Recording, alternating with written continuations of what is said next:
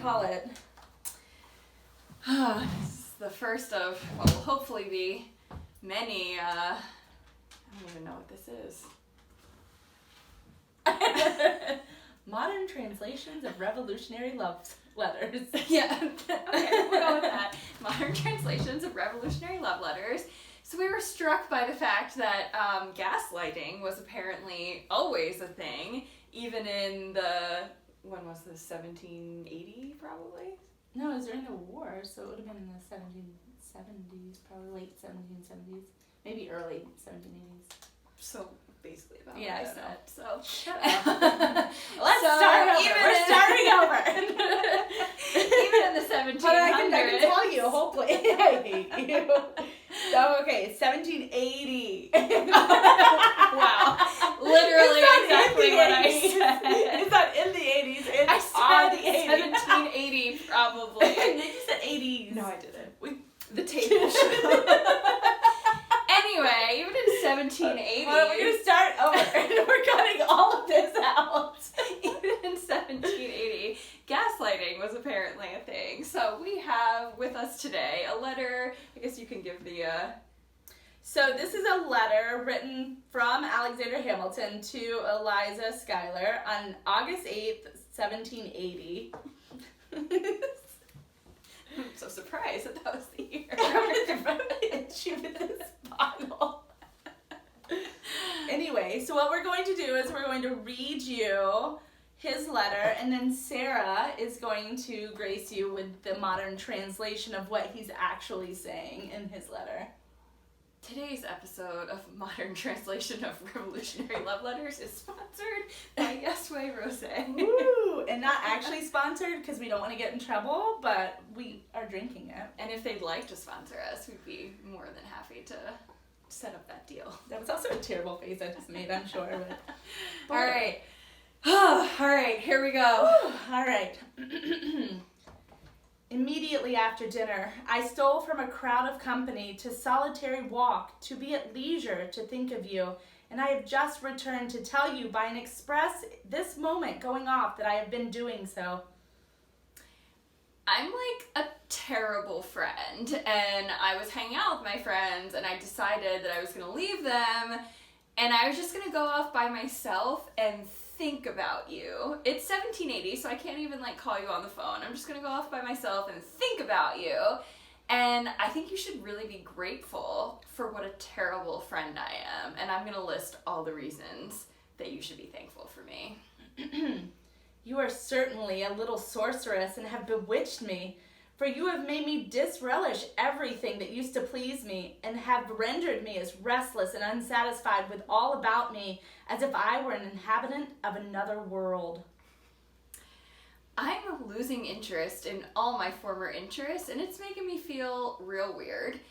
And instead of doing some self-reflection and taking stock of my own life and engaging in some self-improvement, I'm just gonna blame you. This is clearly all your fault. You must be some type of witch or wizard, because I obviously am not doing anything wrong, so this is all your fault. I must, in spite of myself, become an inconstant to detach myself from you. For as it is now stands, I love you more than I ought, more than is consistent with my peace. I like you a lot, and I'm probably gonna have to detach myself from you a little bit, because it just doesn't feel great. It's not that you're doing anything wrong, I just really don't like to like people. And again, somehow I think this is your fault, because it's definitely not my fault. So anyway, moving on.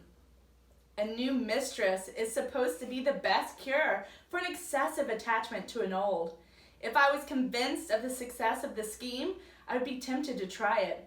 For though it is the pride of my heart to love you, it is the torment of it to love you so much, separated as we are now. I like you so much that, stick with me here, I might have to cheat on you, because I like you that much. And even though I love how much I love you, like I love it a lot, I have heard that cheating works. It works in this situation when you're like not together. So lucky for you, I don't totally believe that. So I'm still kind of on the fence about whether I'm going to cheat on you. But I mean, I might have to. But it's not, again, you haven't done anything wrong. I like you a lot. So gotta do what I gotta do.